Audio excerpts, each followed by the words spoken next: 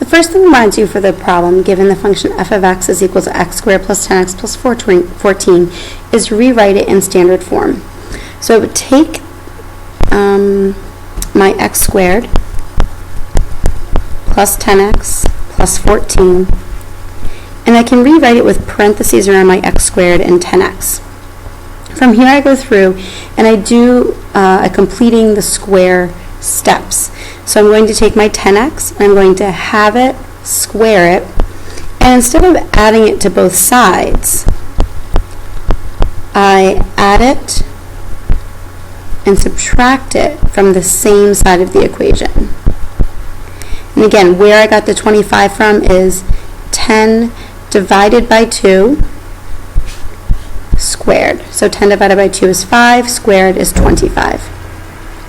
The next step I'm going to do is rewrite the x squared plus 10x plus 25 minus 25 as a perfect square. So I can get x squared plus 10x plus 25. I'm going to pull that minus 25 out and write minus 25 plus 14. I can go through and continue to simplify. X squared plus 10x plus 25 is equal to x plus 5 times x plus 5, and 25 minus 14 is minus 11. So I'm left with x plus 5 squared minus 11 as my quadratic written in standard form. From here, I can determine several different things about the equation. So the fact that this is a positive in front of it means that my parabola will be opening upward. This plus 5 means I'm going to be shifting to the left 5 units, so a negative 5. And the negative 11 here, being subtracted at the end, means I'm going to be shifting down 11 units. So right away, I know my parabola, when graphed, will look something like this.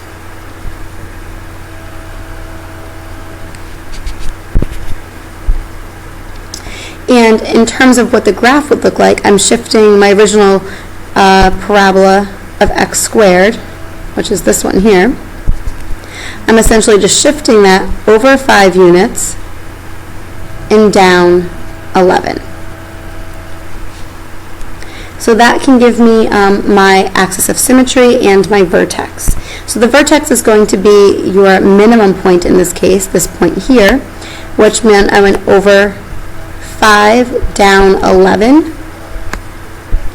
So this gives me an ordered pair of negative 5, negative 11 for my vertex.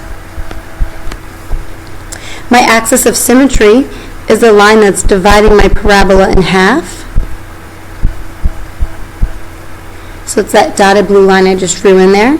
And that would be the equation x is equal to a negative 5.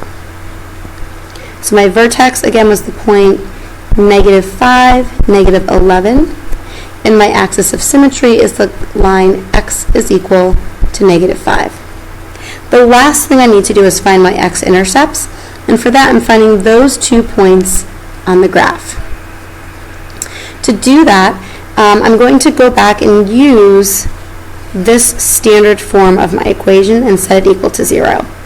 So I'm going to write 0 is equal to x plus 5 squared minus 11. To solve this, I'm going to add 11 to both sides. And to get rid of my squared, I need to take the square root of both sides. So now I have the square root of 11 is equal to x plus 5. Remember, we're always taking into account both the positive and negative values there. So we get plus or minus the square root of 11 is equal to 5, or x plus 5. From here I can subtract 5 from both sides. So I can get that x is equal to a negative 5 plus or minus the square root of 11. And those would be the zeros for my equation.